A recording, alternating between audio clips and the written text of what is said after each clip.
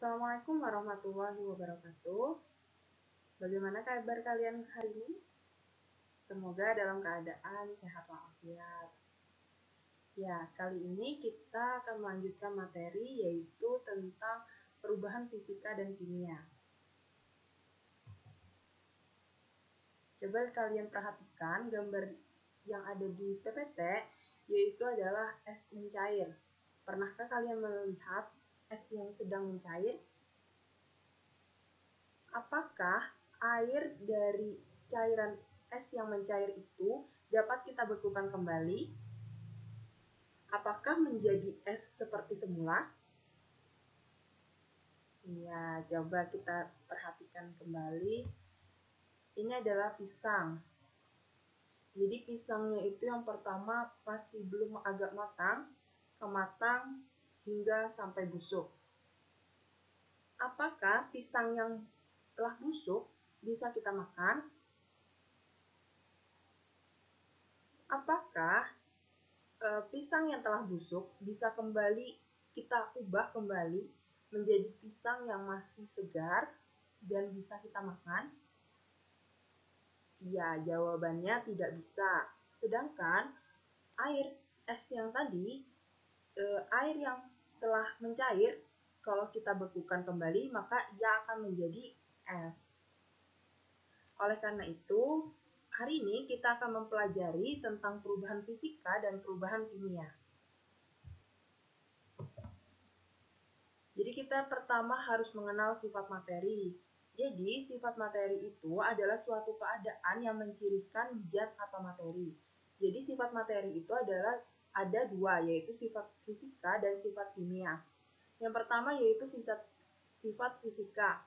Jadi kalau sifat fisika ini adalah perubahan yang dialami suatu benda tapi tidak membentuk zat baru. Sedangkan nanti sifat kimia itu adalah sifat yang bisa merubah atau membentuk zat baru. Ya, sifat fisika yang pertama adalah wujud benda. Jadi bentuk suatu zat itu dibedakan menjadi 3, padat, cair, dan gas. Jadi zat-zat ini dapat berubah dari satu bentuk menjadi bentuk yang lainnya. Yang kedua yaitu adalah warna. Jadi setiap objek itu memiliki warna tertentu atau warna yang berbeda-beda. Jadi warna itu adalah menjadi ciri khas dari suatu materi tersebut. Yang ketiga yaitu adalah rasa. Jadi rasa ini dimiliki suatu materi sehingga berkaitan erat dengan sesuatu yang kita rasakan atau bisa kita rasakan melalui lidah. Selanjutnya yaitu yang keempat yaitu adalah bau. Jadi bau ini erat kaitannya dengan gas atau uap yang dikeluarkan oleh suatu zat. Dan kita bisa merasakannya melalui penciuman kita, yaitu melalui hidung. Dan yang kelima yaitu konduktivitas listrik. Jadi konduktivitas listrik ini menjadi properti fisik benda-benda yang dapat menghantarkan listrik yang baik itu disebut dengan konduktor dan yang tidak yaitu isolator. Jadi karena ini adalah konduktivitas listrik, jadi itu adalah konduktor. Contohnya itu logam. Contohnya itu adalah logam. Selanjutnya yaitu ada keenam adalah kelarutan. Kelarutan ini menunjukkan tingkat suatu zat yang saling melarutkan. Selanjutnya yaitu yang ketujuh yaitu adalah kekeruhan. Jadi kekeruhan ini terjadi pada zat cair. Jadi kekeruhan cairan itu disebabkan adanya partikel suspensi yang halus. Jadi jika sinar matahari atau sinar cahaya itu dilewatkan pada sampel keruh, maka intensitasnya akan berkurang karena dihamburkan. Dan yang ke-8 yaitu adalah kekentalan. Jadi kekentalan atau biasanya dalam bahasa IPA itu dikatakan adalah viskositas. Itu adalah suatu ukuran ketahanan zat cair untuk mengalir. Jadi maksudnya itu adalah kekentalan suatu zat. Itu bisa kental atau cair. Selanjutnya yaitu adalah kemagnetan. Jadi kemagnetan itu merupakan kemampuan suatu zat yang dapat mempengaruhi medan magnet. Jadi kemagnetan ini dibedakan menjadi 3, yaitu adalah paramagnetik, diamagnetik, dan ferromagnetik. Jadi ferromagnetik itu adalah benda-benda yang dapat ditarik oleh magnet. Jadi kalau paramagnetik itu adalah benda-benda yang ditarik lemah oleh magnet. Sedangkan diamagnetik itu adalah benda-benda yang tidak dapat ditarik oleh magnet. Jadi yang paling kuat itu adalah ferromagnetik, dan yang tengah-tengah itu adalah paramagnetik, sedangkan yang tidak itu adalah diamagnetik. Selanjutnya yaitu sifat fisika yang ke-10 adalah titik didih. Titik didih ini merupakan suatu suhu ketika suatu zat ini mendidih. Jadi jika air kita cek suhunya, maka itu yang dikatakan titik didih, atau titik di air itu adalah 100 derajat. Selanjutnya yaitu adalah yang ke-11 titik leleh. Jadi titik leleh ini merupakan suhu ketika zat padat ini berubah menjadi cair. Selanjutnya yaitu adalah sifat kimia. Jadi sifat kimia ini adalah kesanggupan suatu zat untuk mengadakan reaksi kimia sehingga terjadinya perubahan. Sedangkan sifat fisika itu tidak membentuk zat baru. Sedangkan sifat kimia ini bisa membentuk zat baru melalui reaksi kimia. Jadi sifat kimia yang pertama itu adalah dapat bereaksi. Jadi kereaktifan menunjukkan kemampuan suatu zat bereaksi dengan zat lainnya. Sebagai contohnya itu adalah gas hidrogen yang sangat reaktif terhadap oksigen, sehingga pada penggunaan pada pengisi gas pada balon udara itu dapat mengakibatkan ledakan karena sangat reaktifnya suatu gas hidrogen terhadap oksigen. Selanjutnya itu adalah berkarat. Jadi berkarat ini adalah suatu reaksi kimia yang terjadi antara suatu bahan dengan oksigen.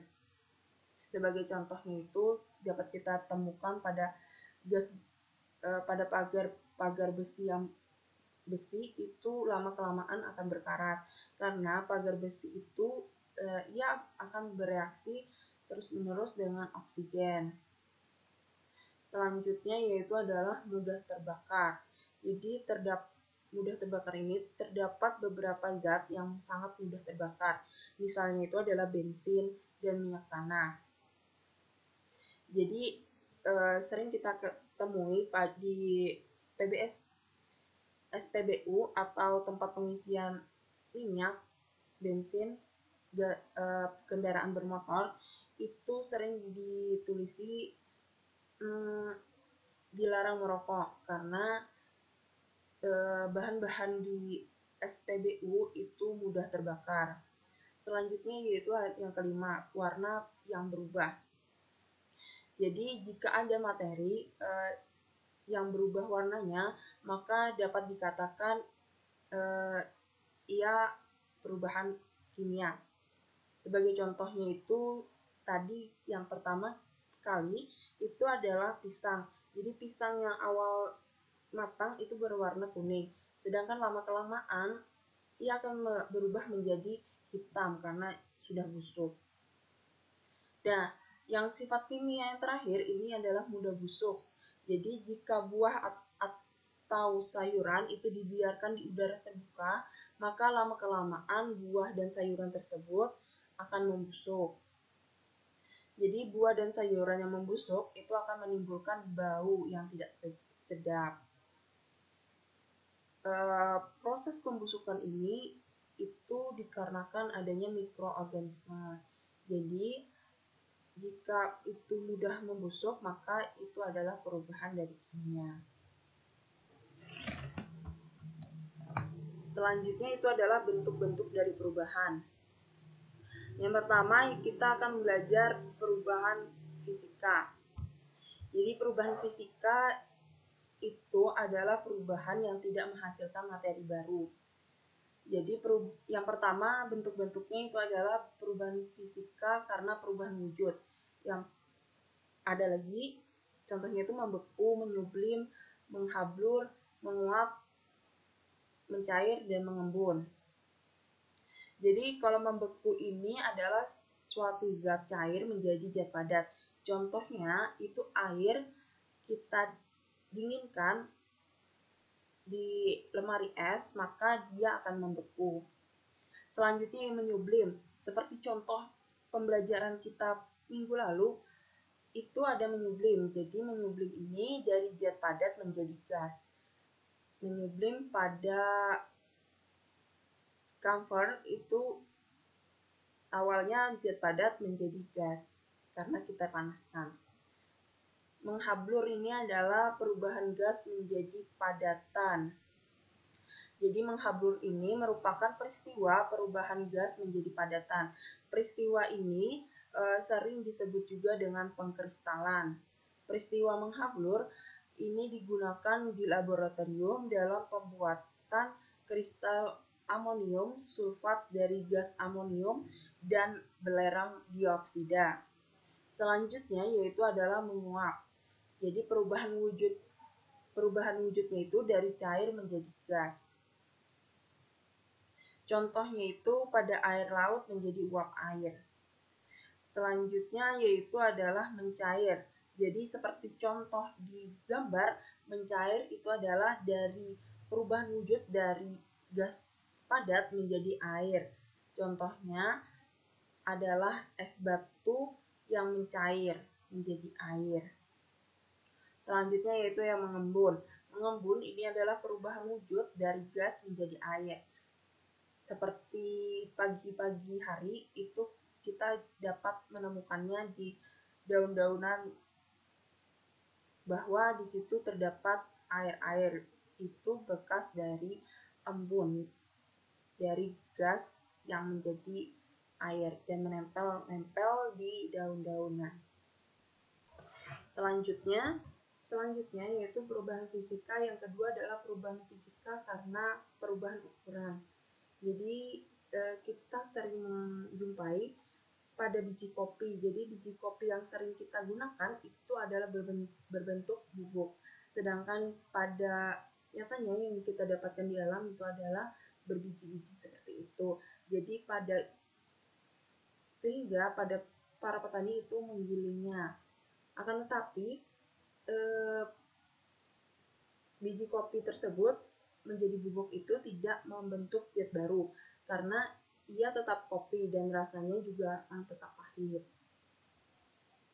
Selanjutnya yaitu bisa juga kita temui pada pemotongan pohon. Itu dari pohon kita potong-potong menjadi balok-balok seperti di gambar.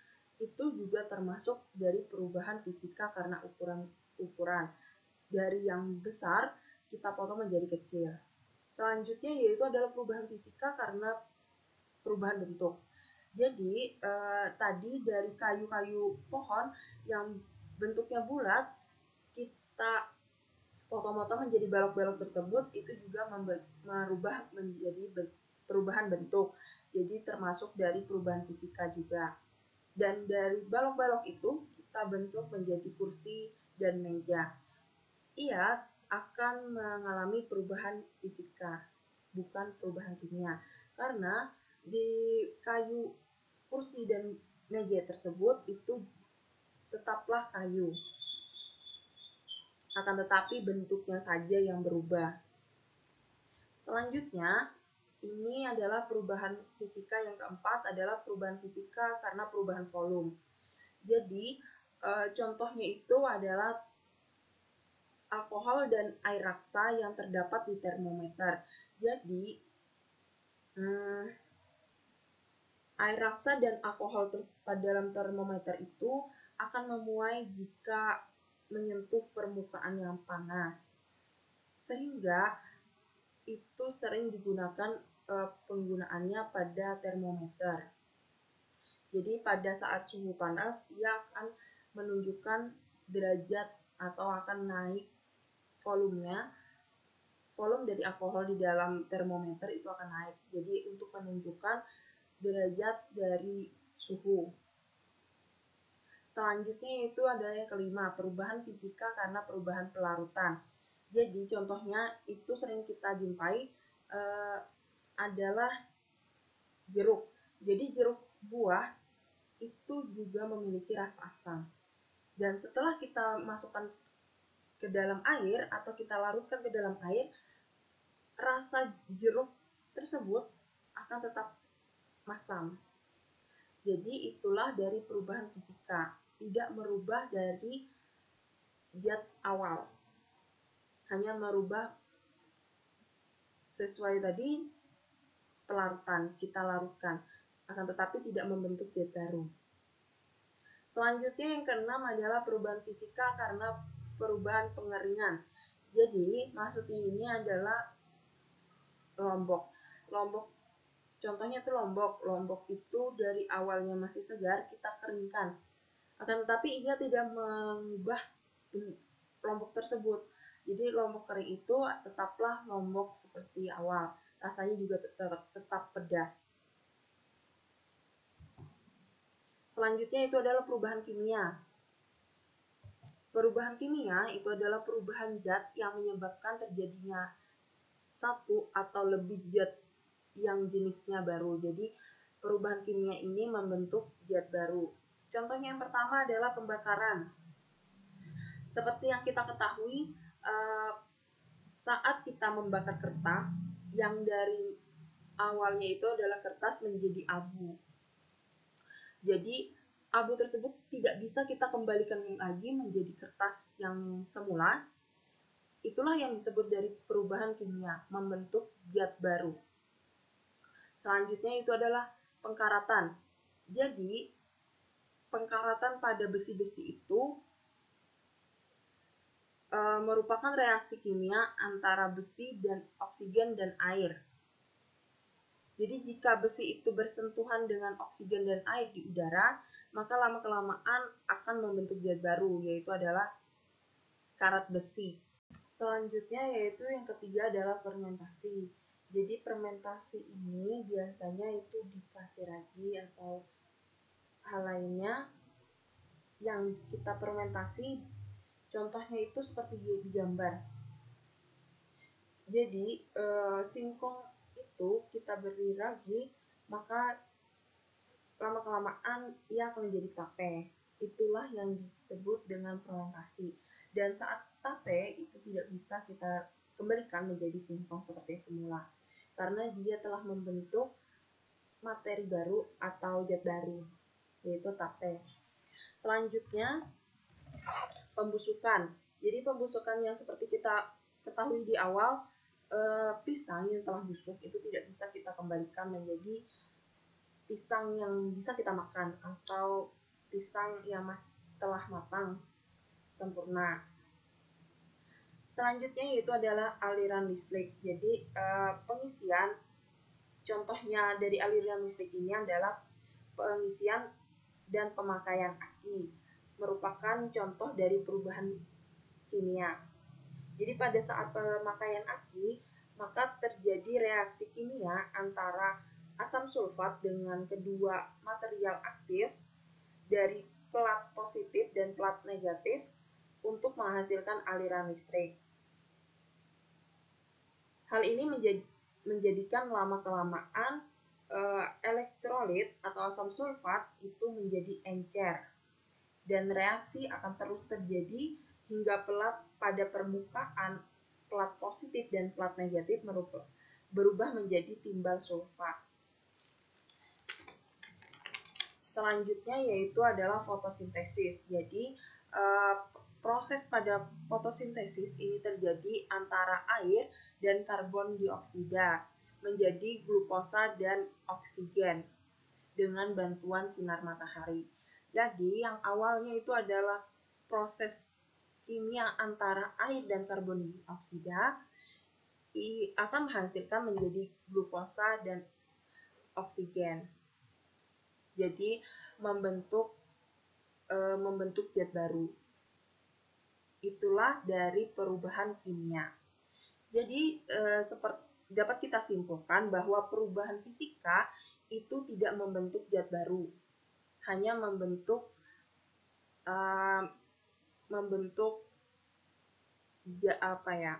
bentuknya saja. Contohnya tadi air, cair, padat, gas. Akan tetapi ia tetaplah zat yang sama. Contohnya air tadi. Saat kita bekukan maka dia akan menjadi es batu. Setelah kita cairkan maka ia akan kembali menjadi air. Jadi itu tetaplah air. Akan tetapi bentuknya aja yang berubah menjadi padat saat es batu, air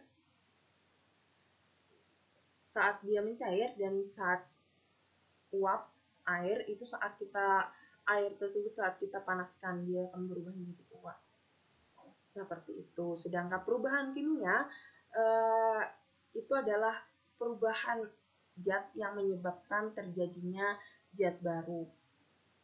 Contohnya banyak seperti pembusukan tadi pada buah, fotosintesis yang dilakukan oleh tumbuhan antara air dan karbon oksida dengan bantuan matahari akan membentuk glukosa dan oksigen.